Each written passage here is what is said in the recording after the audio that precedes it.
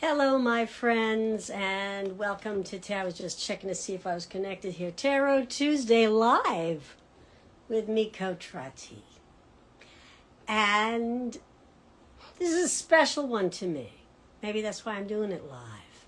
I had done a tarot last Tuesday, and then I was in a dark space, which is why it was amazing. What was up for that day was the Nine of Swords. And air element, July, I was in a dark place. I just said, show up, just do it. And I had no face on or anything.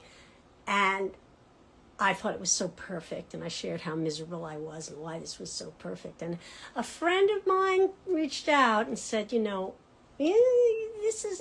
looking your best. You're not, this is, maybe you want to look at this and change the cover and not. And I went and I looked, and thank goodness we have friends. Because sometimes, yes, it's good to show up. And sometimes you got to have standards. Now, I am someone who believes that perfection is the enemy of progress. And to that end, I live by that. Sometimes I might show up and make a very poor first impression.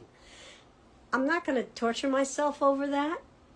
However, I needed the reminder. I needed the reminder that standards are there for a reason. It's a scaffolding to say, I'm going to show up in a certain way for my audience. So take two. Tarot Tuesday last Tuesday and today, and I'm doing two cards for this reason, and I'm doing them live. And again, we're going to talk about, and they work together, the Nine of Swords. Now, the Nine of Swords, if you look at it, what comes up for you? Oh, man. A lot of negative self-talk, I don't know what's going on for you, but it looks like she's waking up from a nightmare, or he's waking up from a nightmare. All of these, and air is the element for swords, and swords represent thoughts and beliefs. And we got 9 of them there. Whoa! Really, we can get lost in the dangerous neighborhood of our minds. And this is a wake-up call. When you pull this card, it's a wake-up call that may be starting to happen. And, this is for you if you're really feeling like you're in the shitter today. Let yourself feel bad. Let yourself feel bad. Not think bad, but just feel. Feel. This life is so hard. And sometimes we have to allow ourselves to experience despair. To have compassion not only for ourselves, but for everyone. When people are being difficult, I would venture to say, maybe there's sadism at play there, but more likely they're not very happy. They're not doing too well themselves. And sometimes things do fall apart. So sometimes what you wake up with, worried about, dreading in your sleep, may actually come to pass. The worst of the worst. The 10 of Swords. That's it. It's over. It happened. There's no resisting the end. And the end is where you can begin again. The end is where you can become ashes. Ashes to ashes, dust to dust. You can just melt back into the earth again and rise like a phoenix.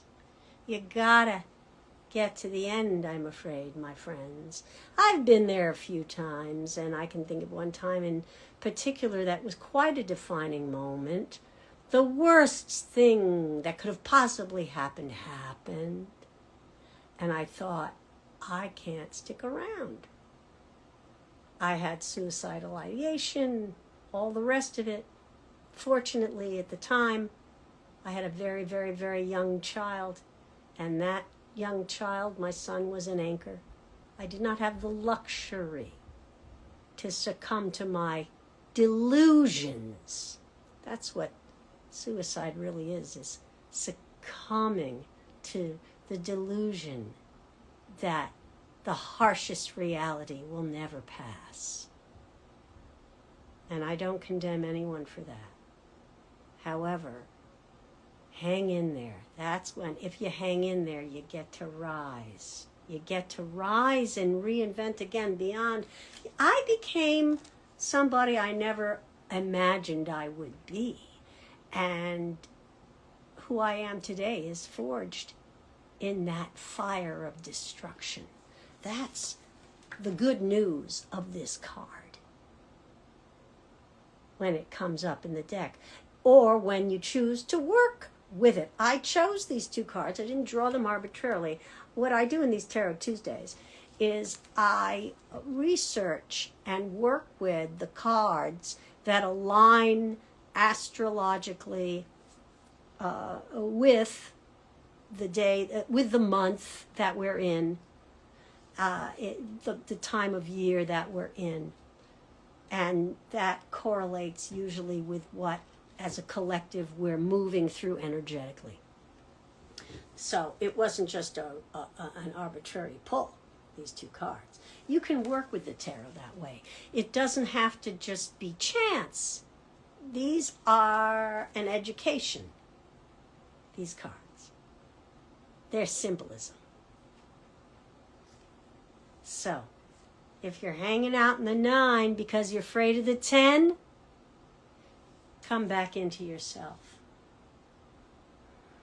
Let the thoughts go. See if you can do nothing but breathe. It's not the time to try to change anything or be a hero in your own life or make anything happen. Because it's all made up, what's going on up here. Obviously. Common sense. You are in the presence of wrongdoing. Be a participant. Stand up. I'm not saying just let evil come to pass.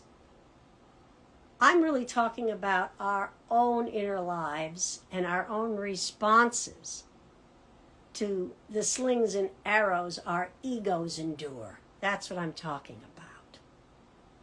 If you feel your reputation is at stake, for instance, you're probably better off denying nothing, if it's the truth, and being in the burn, being present. I'm curious to know what you think about this live, this spiel, this exploration of the 9 and 10 of Swords.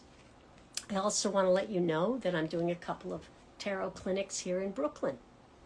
If you're interested in getting a registration link for those, let me know. It's $30 for 15 minutes, and we sit together and we get to the center of things. I'll be appearing at Liz's Book Bar in Carroll Gardens, and Principles, which is a fabulous cafe in Gowanus. I would love to see you there. That's going to be happening on the 29th of June, and then I'll be at Liz's on July 11th. Thanks for spending time with me. You are worth me putting my face on for. Talking Sephora here, makeup, all that. I wave at you, Jay Momrin. Thanks for joining. I'll talk to you next week. Be well.